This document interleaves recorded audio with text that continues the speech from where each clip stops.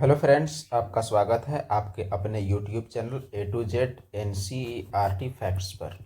तो आज हम लोग शुरू करने वाले हैं NTPC जो एग्ज़ाम हुआ था हमारा CBT 1 2021 में और CBT 2 2022 में। उसका प्रीवियस ईयर सवाल आने वाले बहुत सारे रेलवे के एग्ज़ाम के लिए काफ़ी महत्वपूर्ण है, पार्टिकुलरली NTPC और ग्रुप डी के लिए। तो इसका जीके का हम लोग सेट करने वाले हैं, जो कि जो आंसर किया आया था उसी के सेट का स्क्रीनशॉट पर आधारित है। तो इसमें से आपका 40 प्रश्न आए थे प्रत्येक शिफ्ट में। तो प्रत्येक शिफ्ट में 40 प्रश्न आए हैं, तो हमने 40 प्रश्नों को लेने का प्रयास किया है। हालांकि कोई करंट अफेयर जो है उसे छोड़ भी दिया गया है। तो कभी 39, कभी 40, कभी 37, 38 ऐसे करके आपको सेट मिलेंगे। तो हम लोगों को 40 प्रश्नों का जो पहला सेट है ये हम लोग आज करने वाले हैं, जो कि ये हमारा पहला सेट है। तो 40 प्रश्नों का ये हुआ आपका पहला सेट। ऐसा ही हम लोग बहुत सारे सेट हम लोग करेंगे। यह जो सेट है ये आपका 1 फरवरी 2021 में जो एग्ज़ाम हुआ था, जो कि आपका 3 से 4:30 यानी थर्ड शिफ्ट में एग्ज़ाम हुआ था। तो थर्ड शिफ्ट का एग्ज़ाम जो था उसका हमारा आंसर की से रिलेटेड है और इसे हम लोग 40 क्वेश्चन हम लोग देखने वाले हैं। तो चलिए, अगर आपकी तैयारी अच्छी है तो आप आजमाएं अपने आप को कि देखें कि हमारा एग्ज़ाम में आपका इस एग्ज़ाम में आपका क्या लेवल है, आप कितना स्कोर कर पाते हैं। इस चीज़ को आप ज़रूर आजमाएं। और अगर आप तैयारी करना शुरू किए हैं तो आप इन सवालों को आप लिखते चलें तो भी आपके लिए फ़ायदेमंद होगा। अगर आप नहीं लिख रहे हैं तो एक बार देखें और उसके बाद आप लिखने का प्रयास करें। कम से कम तथ्यों को, ऑप्शन नहीं लेकिन कम से कम तथ्यों को कॉपी में नोट डाउन करने का प्रयास करें। तो सवाल हमारा है, यहाँ देखिए सवाल में नंबरिंग आपको अलग मिलेगा। आपको इससे कोई दिक्कत नहीं है, क्योंकि यहाँ स्क्रीनशॉट है, नंबर जानबूझ के बदला हुआ नहीं है। तो सवाल हमारा पहला क्या कहता है, देखें, भारत में किस तारीख को वर्ष का सबसे छोटा दिन माना जाता है। तो साल का सबसे छोटा दिन किस तारीख को माना जाता है? 22 मार्च, 22 जून, 22 दिसंबर या 23 अक्टूबर। तो साल में सबसे छोटा दिन यहाँ भारत में पूछा है, तो किस दिन को मानेंगे? चलिए मिलाते हैं। तो ये आपका कौन सा दिन है? ये आपका 22 दिसंबर है। यहाँ एक इंटरेस्टिंग बात है, आपका 22 दिसंबर और छोटा दिन और बड़ा दिन के बारे में आप एक चीज़ और जान लें। यहाँ जैसे मान लिया जाए ये आपकी पृथ्वी है, पृथ्वी के बीच से जो रेखा गुजरती है वो आपकी कहलाती है भूमध्य रेखा। और यहाँ एक रेखा गुजरती है ऊपर, उसको बोलते हैं कर्क रेखा। और यहाँ पर जो गुजरती है उसको बोलते हैं मकर रेखा। ये 0 डिग्री होता है। ये आपका 23.5 डिग्री नॉर्थ होता है, 23.5 डिग्री। ये आपका 23.5 डिग्री साउथ होता है। तो जो आपका 23.5 डिग्री साउथ में और नॉर्थ में अलग अलग कहानी है। जैसे अगर आप कर्क रेखा में बात करें तो कर्क रेखा में जो सबसे बड़ा दिन होता है वो होता है आपका 21 जून और सबसे छोटा दिन होता है वो होता है आपका 22 दिसंबर। लेकिन मकर रेखा में ठीक उल्टा है। मकर रेखा में ठीक उल्टा है, जो सबसे बड़ा दिन होगा वो आपका होगा 22 दिसंबर को और सबसे छोटा दिन होगा वो आपका होगा 21 जून को। तो ये रहा आपका कर्क रेखा और मकर रेखा में फर्क। तो भारत कर्क रेखा में स्थित है, ऑस्ट्रेलिया मकर रेखा में स्थित है। तो उदाहरण के लिए कभी कभी पूछ लिया जाता है कि ऑस्ट्रेलिया में सबसे बड़ा दिन कब, ऑस्ट्रेलिया में सबसे छोटा दिन कब। तो ये कॉन्सेप्ट आप जरूर याद रखें। अगला प्रश्न है क्वेश्चन नंबर 3। सवाल है, भारत में निम्न में से किसे स्थानीय स्वशासन का जनक या father of local self government कहा जाता है। तो किस गवर्नर जनरल के टाइम में भारत में स्थानीय स्वशासन अपने चरम पर पहुंचा या शुरुआत हुआ, ये सवाल आपसे पूछा गया है। तो इसका जवाब क्या है? तो इसका जवाब आपका है लॉर्ड रिपन। तो लॉर्ड रिपन के काल में भारतीय स्वशासन का जो नींव पड़ा, पंचायती राज का एक तरह से नींव पड़ा, तो लॉर्ड रिपन को भारतीय स्वशासन का जनक कहा जाता है। लॉर्ड मिंटो का अलग है। लॉर्ड मेयो के काल में 1872 में आपका पहला जनगणना हुआ है। लॉर्ड कर्जन के काल में 1905 में बंगाल विभाजन हुआ है। और लॉर्ड मिंटो, तो ये पहले वाले लॉर्ड मिंटो है। बाद वाले जो लॉर्ड मिंटो हैं इनके टाइम में 1906 में आपका मुस्लिम लीग का स्थापना हुआ है। और लॉर्ड रिपन तो पंचायती राज के जनक माने जाते हैं, इनका तो बात ही अलग है। अगला प्रश्न है क्वेश्चन नंबर 4। सवाल कहता है कि भारत सरकार द्वारा किस ग्रामीण आवास योजना को पुनर्संरचित करके यानी दोबारा संरचना बना के प्रधानमंत्री ग्रामीण आवास योजना किया गया है। तो जवाहर ग्राम समृद्धि, राजीव आवास, इंदिरा आवास या दीनदयाल अंत्योदय योजना। तो देखिए, आप बचपन से ही सुनते आ रहे हैं कि घर के मामले में अभी भी लोग बोलते हैं, क्या बोलते हैं आपको जवाब में पता चल जाएगा, इंदिरा आवास। तो इंदिरा आवास योजना को ही अब पीएम आवास कहा जाता है। तो इंदिरा आवास जो है वो बहुत पहले की योजना है, 1980 के दशक की योजना है। और उस दौरान जो योजना चलाई गई थी उसे बाद में बदलकर प्रधानमंत्री ग्रामीण आवास योजना का नाम दिया गया। और चीज वही है, बस नाम अलग है। अगला प्रश्न क्वेश्चन नंबर 5। रविंद्रनाथ टैगोर ने की वजह से अपनी नाइटहुड की उपाधि वापस लौटा दी थी। तो नाइटहुड अंग्रेजों को दिया गया उपाधि था, तो इसे क्यों लौटाए रविंद्रनाथ टैगोर ने? जालियांवाला बाग हत्याकांड के कारण, या काकोरी कांड, चौरा चौरी कांड, भगत सिंह की फांसी? तो देखिए, जालियांवाला बाग हत्याकांड जो आपका 13 अप्रैल 1919 को अमृतसर में हुआ था, इसके विरोध में रविंद्रनाथ टैगोर ने अंग्रेजों द्वारा दी गई नाइटहुड की उपाधि को लौटा दी। और बाकी अगर देखें तो काकोरी कांड ये आपका 1925 का है, चौरा चौरी कांड ये आपका 1922 का है, जालियांवाला बाग कांड 1919 का है, भगत सिंह की फांसी ये आपका 1930 आसपास का है, 1930-31 का। अगला प्रश्न आपका क्वेश्चन नंबर 7। सवाल कहता है भारत छोड़ो आंदोलन किस शहर से शुरू हुआ? तो भारत छोड़ो आंदोलन 8 अगस्त 1942 को महात्मा गांधी का आह्वान पर शुरू किया गया एक बहुत बड़ा आंदोलन था। देखते हैं कि किस शहर से शुरू हुआ, कराची, लाहौर, दिल्ली या बम्बई? तो इसका सही जवाब क्या है? सही जवाब है बम्बई। बम्बई के ग्वालियर टैंक मैदान से भारत छोड़ो आंदोलन कब शुरू हुआ? तो 8 अगस्त 1942 को, और इसी में महात्मा गांधी ने डू और डाई का नारा दिया। महात्मा गांधी ने इसमें डू और डाई यानी करो या मरो का नारा दिया। अगला प्रश्न क्वेश्चन नंबर 9। सवाल कहता है कि निम्न में से कौन सी पुस्तक विष्णु शर्मा द्वारा लिखित है? अर्थशास्त्र, पंचतंत्र, इंडिका या रास्तरंगिनी? तो कौन सी पुस्तक विष्णु शर्मा द्वारा लिखित है, ये सवाल आपसे पूछा गया है। तो विष्णु शर्मा द्वारा लिखित किताब की चलिए पहचान करते हैं। तो सवाल का जवाब आपका है क्या? तो जवाब है पंचतंत्र। पंचतंत्र किताब विष्णु शर्मा। अगर अर्थशास्त्र पूछता है आपसे तो आपका जवाब होना चाहिए कौटिल्य। वही ऑप्शन को आपसे डील किया जा रहा है जो आपके लिए जरूरी है। अगर इंडिका पूछता है तो आपका जवाब क्या होगा? मेगास्थनीज चंद्रगुप्त मौर्य का दरबारी। रास्तरंगिनी कश्मीर का इतिहास के बारे में, तो ये आपका हो जाएगा कलहन। और पंचतंत्र के बारे में तो आपको पता है कि ये भाई साहब कौन है? तो ये है विष्णु शर्मा। अगला प्रश्न क्वेश्चन नंबर 10। लाई डिटेक्टर को किस रूप में जाना जाता है? Seismograph, barograph, poltrimeter, polygraph? तो लाई डिटेक्टर झूठ पकड़ने वाले मशीन को किस रूप में जाना जाता है? तो ये क्या है? ये आपका हो जाता है पॉलीग्राफ। तो लाई डिटेक्टर पॉलीग्राफ को कहते हैं। सिस्मोग्राफ जो हुआ आपका, सिस्मोग्राफ ये तो आपका भूकंप लेखी है। भूकंप लेखी जो आपका भूकंप के तरंगों को मापता है। बैरोग्राफ आपका दाब का मापक है, वायुमंडलीय दाब का। अगला प्रश्न आपका है क्वेश्चन नंबर 11। सवाल कहता है, ये बहुत ही आसान सवाल, भारतीय निर्वाचन आयोग के अनुसार 2020 तक, ये सवाल 21 में है तो 20 तक पूछ लिया है। अभी अगर आपसे पूछेगा तो 24 तक पूछेगा। 20 तक भारत में मतदान करने की न्यूनतम आयु कितनी है? 16, 21, 25 या 18? ये सवाल में तो कोई डिस्कशन का कोई नीड वैसा नहीं है। ये सवाल का जवाब क्या हो जाएगा? तो जवाब है आपका 18 वर्ष। पहले जो वोट देने की उम्र हमारे संविधान में थी वो आपके 21 वर्ष थी। और 61वां संविधान संशोधन जो हुआ था लगभग 1989 आसपास में, तो इस संविधान संशोधन में क्या किया गया? इस संविधान संशोधन में आपका 21 से वोट देने की उम्र को घटा के 18 किया गया। अगला प्रश्न आपका है क्वेश्चन नंबर 13। सवाल कहता है कि हरित क्रांति निम्न में से किससे संबंधित है? मछली उत्पादन, दूध उत्पादन, खाद्य और अनाज, तेल और बीज उत्पादन? तो जो हरित क्रांति जो 1960 के दशक में शुरू की गई डॉक्टर एस स्वामीनाथन के प्रयासों से, तो उस क्रांति का संबंध किससे है? तो उस क्रांति का संबंध पार्टिकुलरली अनाज और खाद्य पदार्थ से है। अगला प्रश्न, पूना समझौता कब साइन किया गया, कब हस्ताक्षरित किया गया? 1935, 28, 30 अथवा 32? तो यहाँ पूना समझौता की बात की गई है। पूना समझौता जो हुआ था किनके बीच? डॉक्टर भीमराव अंबेडकर और महात्मा गांधी के बीच। तो इस समझौता में जो सिग्नेचर हुआ वो कब हुआ? वो हुआ है कब आपका? 1932 में। तो पूना समझौता कब हुआ आपसे सवाल पूछा जाए तो आपका जवाब, एकमात्र जवाब आपका होना चाहिए कब? तो 1932। अगला प्रश्न, प्लासी के युद्ध के समय बंगाल का नवाब कौन था? मीर जाफर, अमीचंद, राजबंशी, सिराजुद्दौला, मीर कासिम? तो कौन थे उस दौरान, कौन था बंगाल का नवाब? वो जरा हम लोग देखें। तो उस दौरान बंगाल का नवाब सिराजुद्दौला। तो प्लासी का युद्ध जो लड़ा गया है आपका 23 जून 1757 को बंगाल के पलासी नामक जगह में, यह लड़ाई लड़ा गया था किसके किसके बीच? तो एक तरफ सिराजुद्दौला और एक तरफ रॉबर्ट क्लाइव। तो इन दोनों के बीच लड़ा गया जो लड़ाई है, इसे ही प्लासी की लड़ाई कहते हैं। इस लड़ाई में जीत ने ही अंग्रेजों का मार्ग हमारे यहाँ प्रशस्त किया। अगला प्रश्न कहता है ईवीएम का पूर्ण रूप क्या है?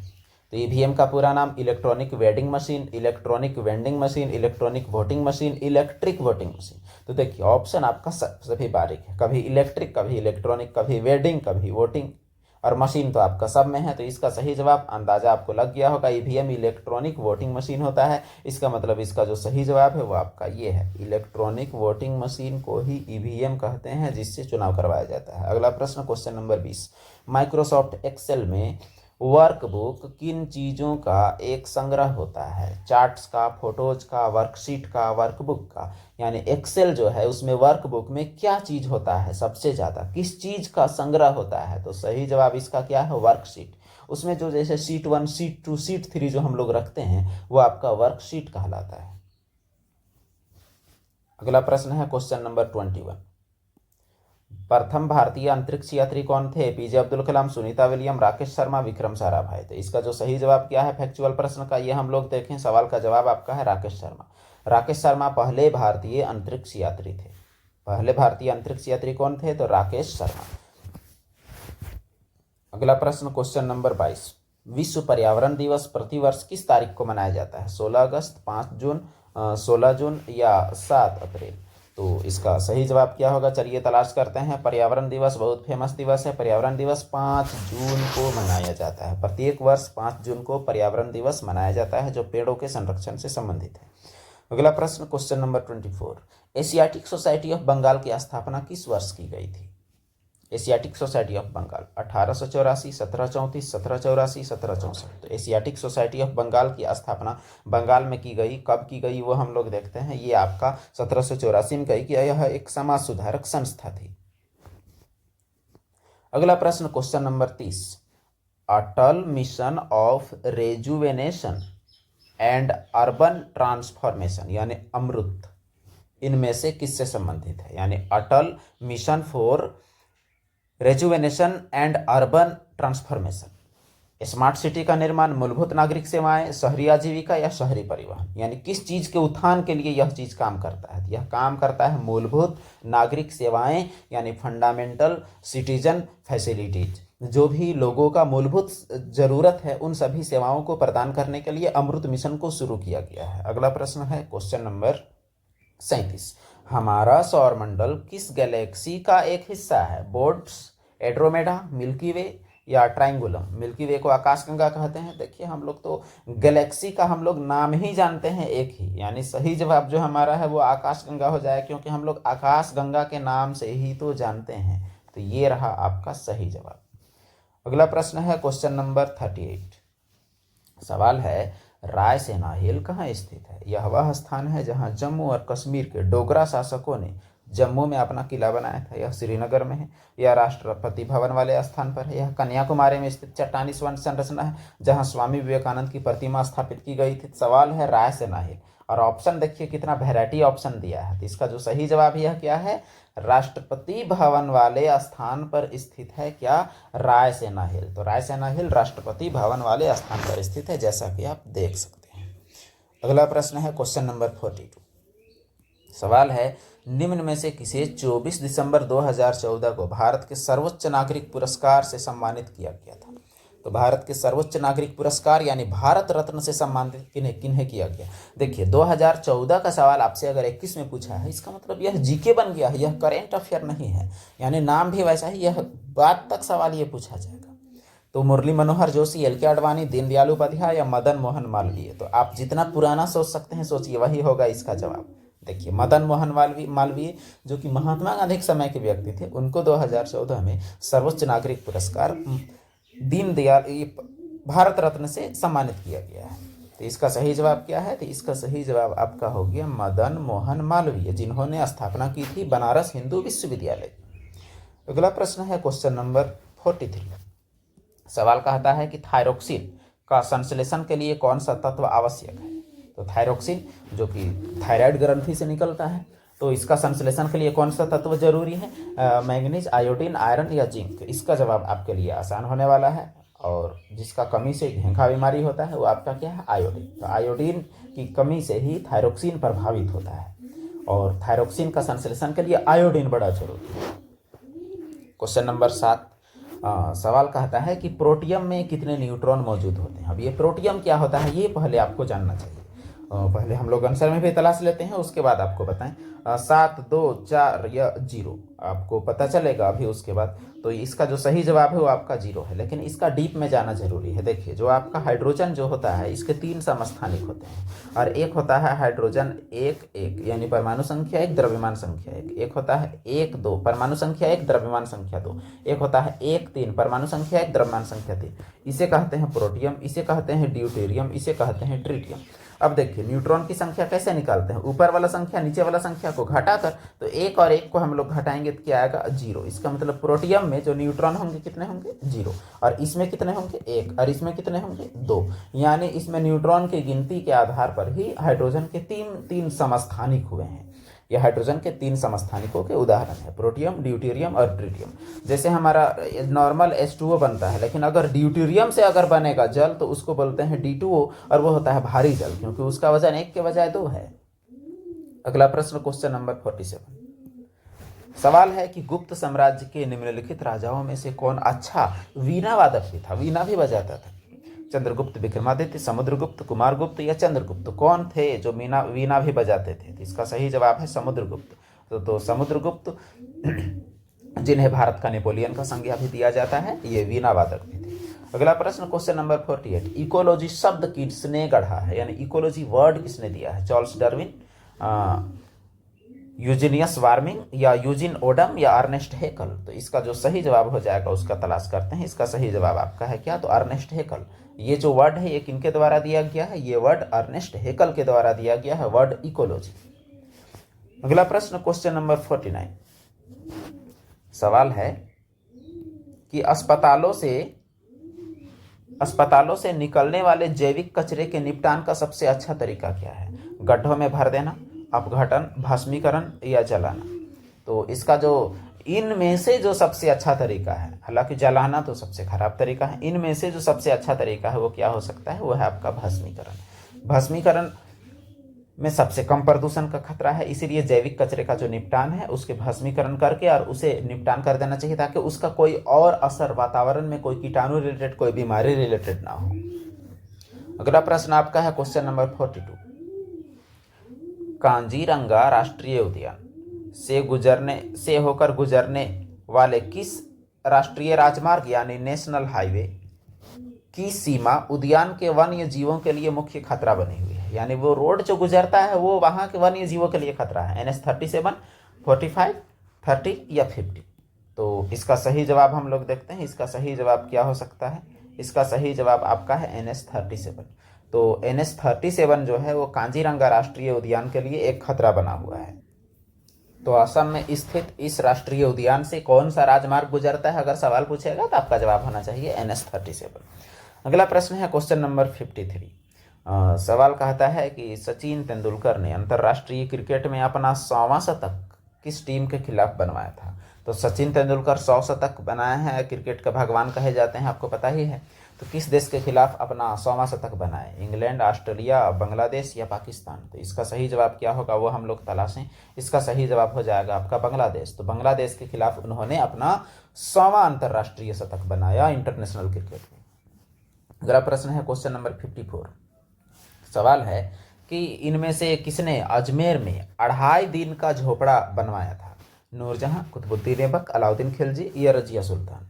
तो इसका जो सही जवाब है वो क्या हो सकता है? इसका सही जवाब आपका है कुतुबुद्दीन ऐबक। तो कुतुबुद्दीन ऐबक, जिसे लाख बख्श भी कहा जाता था, कुतुब मीनार के निर्माता, तो उसने ही 2.5 दिन का झोपड़ा अजमेर में निर्माण करवाया था। अगला प्रश्न है क्वेश्चन नंबर 57। वायु में मौजूद निम्न में से कौन सा तत्व चांदी की वस्तुओं को काला कर देता है जब वे वायु के संपर्क में आते हैं? क्लोरीन, गंधक, कार्बन या नाइट्रोजन? तो इसे देखते हैं कि वायु में मौजूद कौन सा तत्व है जिसकी वजह से चांदी का रंग काला पड़ जाता है। तो सही जवाब क्या है? गंधक। यहाँ गंधक के बजाय यहाँ सल्फर वर्ड अगर लिखता तो ज़्यादा बेहतर होता। तो सल्फर, जिसका रासायनिक सूत्र S होता है, जो कि S8 के रूप में रहता है, तो वही है चांदी के कालापन का वजह। अगला प्रश्न क्वेश्चन नंबर 69। यूनेस्को का मुख्यालय कहाँ स्थित है? तो यूनेस्को का मुख्यालय पूछा हुआ है। ऑप्शन है पेरिस, मास्को, नई दिल्ली, लंदन। तो सही जवाब आपका हो गया पेरिस। तो पेरिस में यूनेस्को का मुख्यालय स्थित है। ये सब सवाल डायरेक्ट पूछे जाने वाले प्रश्न हैं। सवाल है FAO के सोफिया 2020 डेटा के अनुसार कौन सा देश विश्व का सबसे बड़ा मछली उत्पादक है? तो FAO जो है वो भोजन से रिलेटेड आंकड़े भी जारी करता है, FAO। तो इसका मछली का सबसे बड़ा उत्पादक देश कौन सा है इसके अनुसार? चीन, ग्रेट ब्रिटेन, नॉर्वे या अलास्का? तो इसका जो सही जवाब हो जाएगा आपका क्या है? वो जवाब हो जाएगा आपका चीन। तो ये सवाल इसीलिए शामिल किया गया है क्योंकि चीन लंबे समय तक मछली का सबसे बड़ा उत्पादक देश है, इसीलिए ये सवाल को शामिल किया गया है। अगला प्रश्न, नासा के अनुसार पृथ्वी के भूसतह का कितना भाग वन आच्छादित है, यानी वन से ढका हुआ है, कितना भाग नासा के अनुसार? तो यहाँ आपको, अगर आपने नहीं पढ़ा है तो आपको शुरू में आपको अंदाज में ही जाना पड़ेगा। तो 30, 35, 25 या 20, तो किसमें आप जाइएगा? थोड़ा आप गौर कीजिए। इसका सही जवाब आपका क्या है? सही जवाब आपका 30 है। तो नासा के अनुसार 30% इलाका वन से ढका हुआ है, भूमि का। अगला क्वेश्चन, सवाल कहता है कि इनमें से किन्हें grand old man of India के नाम से जाना जाता है? महात्मा गांधी, बाल गंगाधर तिलक, दादा भाई नौरोजी या लाला लाजपत राय? तो सही जवाब क्या हो जाएगा? सही जवाब हो जाएगा दादा भाई नौरोजी को grand old man of India कहा जाता है, यानी गार्जियन व्यक्ति। अगला प्रश्न, क्वेश्चन नंबर 75, टेलीफोन का आविष्कार कब हुआ था? 1879, 1876, 1856, 1886? ये सब फैक्चुअल सवाल है। सही जवाब आपका क्या है? 1876। तो टेलीफोन का आविष्कार 1876 में हुआ था। अगला प्रश्न, भारत सरकार ने निम्न में से किस वर्ष में प्रारंभिक शिक्षा के लिए राष्ट्रीय पौष्टिक सहायता कार्यक्रम national programme of nutritional support to primary education NPNSP कुल मिला के मिड डे मील की शुरुआत कब किया गया? यही आपसे घुमा फिरा के पूछा गया है। तो 1990, 95, 2003 या 85? तो सही जवाब कब है? 1995 में मिड डे मील की शुरुआत की गई। अगला प्रश्न है क्वेश्चन नंबर 79। सवाल कहता है कंप्यूटर के एक मेनू में किन चीज़ों की लिस्ट होती है? यानी जब भी हम कोई फंक्शन वाला बटन को दबाते हैं तो क्या चीज़ निकलता है? पूरा लिस्ट बन के ऑब्जेक्ट निकलते हैं, कमांड, डेटा या रिपोर्ट? तो इसका जो सही जवाब क्या हो जाएगा? तो सही जवाब निकलता है कमांड, और वही कमांड में हम लोग क्लिक करते हैं तो अगला ऑप्शन हमारा खुलता है। अगला प्रश्न है क्वेश्चन नंबर 80। सीधी कार्यवाही दिवस डायरेक्ट एक्शन डे की घोषणा किसने की थी? मोहम्मद अली जिन्ना, महात्मा गांधी, JP नारायण या सुभाष चंद्र बोस? तो इसका सही जवाब क्या हो जाएगा? इसका सही जवाब है मोहम्मद अली जिन्ना। पाकिस्तान का मांग के लिए यह उन लोगों के द्वारा उठाया गया आखिरी और सबसे हिंसक कदम था, प्रत्यक्ष कार्यवाही दिवस। अगला प्रश्न, शायद ये आज का आखिरी प्रश्न हो सकता है, आखिरी नहीं है फिर भी चलिए कोई बात नहीं। और एक सवाल है, अक्षांश का 1 डिग्री लगभग कितना किलोमीटर के बराबर होता है? ये सवाल आपसे पूछा गया है। 121, 111, 221, 231? तो चलिए जवाब देखते हैं, फिर इसका एक्सप्लेनेशन भी हम लोग को देखना चाहिए। सही जवाब क्या हो जाएगा? 111 किलोमीटर। तो दो अक्षांशों के बीच कितनी दूरी होती है? 111 किलोमीटर। मान लिया जाए ये आपका धरती है और धरती में आपका बीच में भूमध्य रेखा है, और उसके बाद यहाँ से लेके यहाँ तक 90 अक्षांश रेखाएं हैं। यहाँ से लेके यहाँ तक आपका 90 अक्षांश रेखाएं, जो कि हल्का हल्का आपका मुड़ते भी गया है। तो इन रेखाओं में आपका प्रत्येक एक से आपका कहाँ तक है? 90 तक, और इधर भी एक से कहाँ तक है? तो 90 तक। तो दो अक्षांश रेखाओं के बीच का जो गैप है वो आपका होता है 111 किलोमीटर, जो कि प्रत्येक अक्षांश के बीच का गैपिंग सेम है। अगला प्रश्न, अंतरराष्ट्रीय प्रकाश दिवस कब मनाया जाता है? International light day. ये कब मनाया जाता है? 1 जून, 16 मई, 1 मई या 16 जून? तो इसका सही जवाब क्या हो जाएगा? 16 मई। 16 मई को अंतरराष्ट्रीय प्रकाश दिवस मनाया जाता है। तो इसी के साथ आज का हमारा जो 40 क्वेश्चन का जो सीरीज है तो ये हमारा खत्म होता है। अगला भी हम लोग 40 में 40 का हम लोग प्रयास करेंगे, और एग्जाम में भी हम लोगों को 40 में 40 हर हाल में लाना है। तो चलिए, अगर अभी तक आप चैनल में नए हैं तो सब्सक्राइब कीजिए, पुराने हैं तो लाइक तो करिए ही, और बाकी लोगों तक भी शेयर कीजिए, नए हैं तब भी शेयर कीजिए, ताकि हमें मोटिवेशन मिले हमें वीडियो और भी बनाने में। तो चलिए मिलते हैं फिर अगले वीडियो में। बाकी आप कमेंट बॉक्स में ज़रूर बताएं कि आपको वीडियो कैसा लगा। कोई भी डाउट हो तो ज़रूर शेयर करें। धन्यवाद।